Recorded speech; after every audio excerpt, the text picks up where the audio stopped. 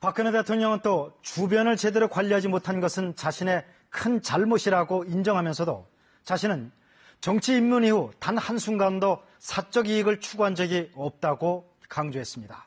추후 이번 사건의 경위에 대해 소상히 밝히겠다며 그땐 기자들의 질문도 받겠다고 말했습니다. 장덕수 기자입니다. 박근혜 대통령은 1998년 정치 입문 이후 단 한 번도 사익을 추구한 적이 없다고 말했습니다. 최순실 게이트 역시 국가를 위한 공적인 사업으로 믿고 추진했을 뿐 어떠한 개인적 이익도 취하지 않았다며 무고함을 거듭 주장했습니다. 단 한순간도 저의 사익을 추구하지 않았고 작은 사심도 품지 않고 살아왔습니다.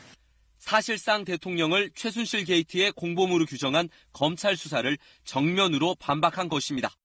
박 대통령은 다만 최순실 등 주변을 제대로 관리하지 못한 것은 자신의 큰 잘못이라고 인정했습니다. 지난 4일 2차 담화와 달리 이번에는 검찰 수사에 대한 협조 의사는 밝히지 않았습니다.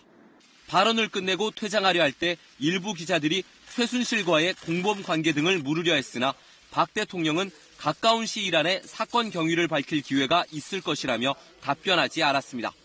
여러분들께서 질문하고 싶은 것도 그때 하시면 좋겠습니다. 박 대통령은 눈물을 글썽였던 지난 담화 발표와 달리 감정 동요 없이 5분간 담담하게 담화를 읽었습니다. 오늘 담화 발표장엔 최근 사의를 표명한 최재경 민정수석도 배석해 눈길을 끌었습니다. KBS 뉴스 장덕수입니다.